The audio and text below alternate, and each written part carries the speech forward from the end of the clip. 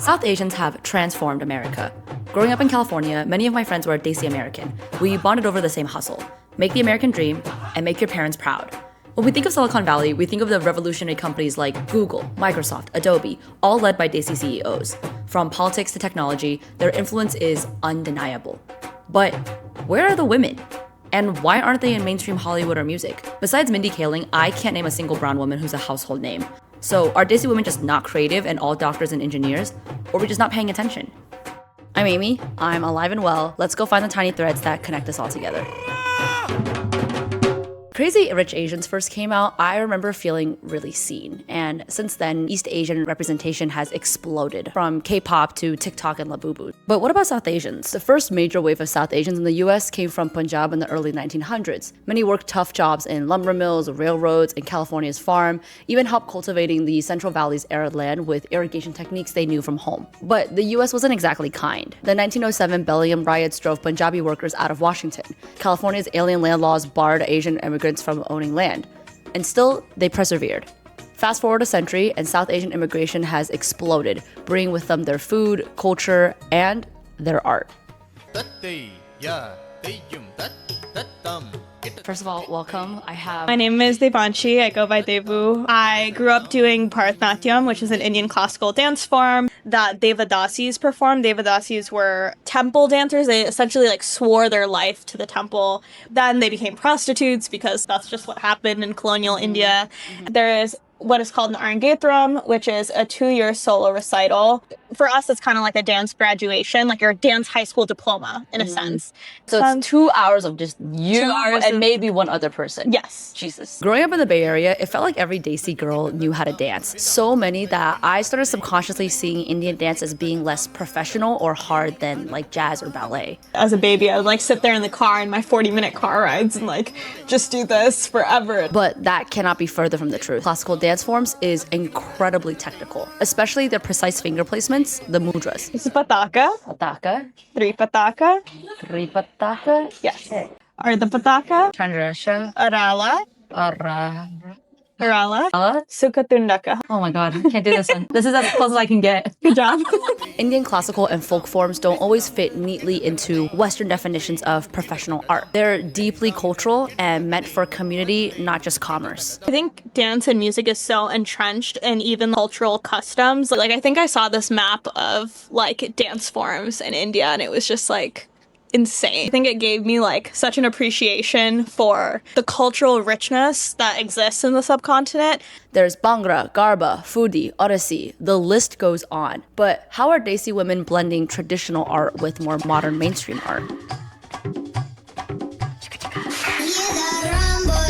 Meet Vani, a global DJ from Irvine who blends Indian sounds with global beats, bringing her heritage to the dance floor from New York to Mumbai. Hold it down when you're ready. Yes! 1, 2, 4, 1, and then hold it down. I've always been into music. I started playing piano when I was 3. I was in piano classes literally every day. Growing up in California, I've always had this interest in global music, but I started throwing parties for the women of color on campus. We're at a primarily white institution and there aren't spaces for the women of color. When you play for the girls, you realize it can totally transform a space. Indian percussion is really complex. We have a lot of flutes. We have some distinct drums.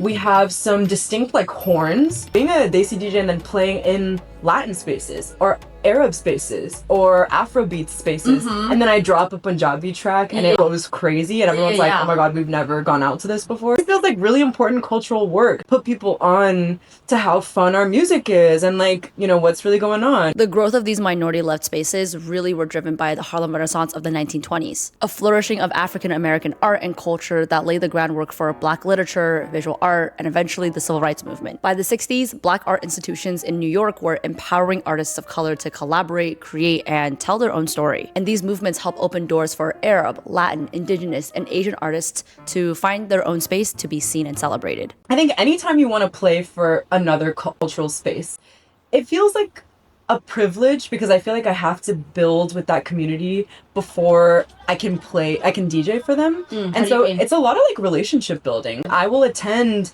so many events before I ask to DJ because I want to get to know the community before I pitch myself to play. And these cultural exchanges go beyond just music. They also go into fashion, right here in the Bay Area.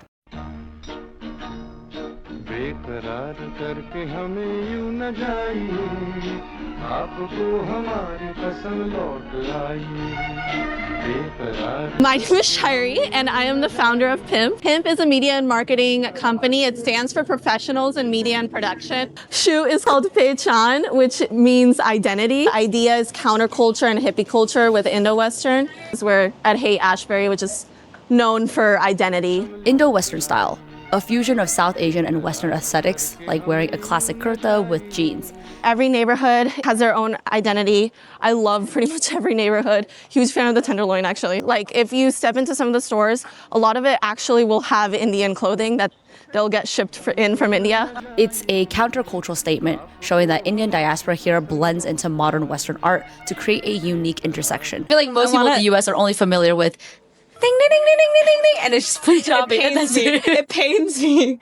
Not only is it not an accurate depiction of what Bhangra really even is, but it also pains me because Punjabi culture stereotyped to this unbelievable level. Talk about RRR at the Oscars. Any thoughts around that? RRR made history as being the first Telugu film to perform at the Oscars. And I want you to guess how many of the dancers were of Indian descent. 0.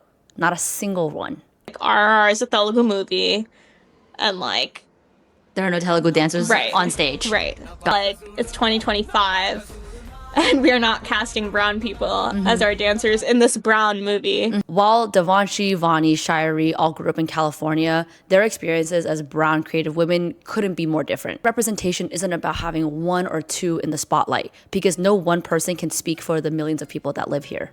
Whenever I see a South Asian character on TV, for example, I feel like they fit into one of 3 South Asian tropes, which is why we need more South Asian bimbos. A lot of people think that Indian creatives can only do Indian media and that they can't go into Western media. A lot of what I want to do is to just uplift the emerging Desi diaspora art because I feel like we have something to say. The fact that we have so many subcultures is incredible. Like, we have so much diversity just under the name of being South Asian. I just like want people to acknowledge that there are brown people doing creative things. I want brown kids to know that they are sexy. Brown men are sexy. Brown women and non-binary folks are sexy and cool. People say art and creativity is dead and that everything is just AI slop. I disagree, because when we include brown voices, we get the sickest South Asian samples in music. We get choreography that moves beyond Western rhythm.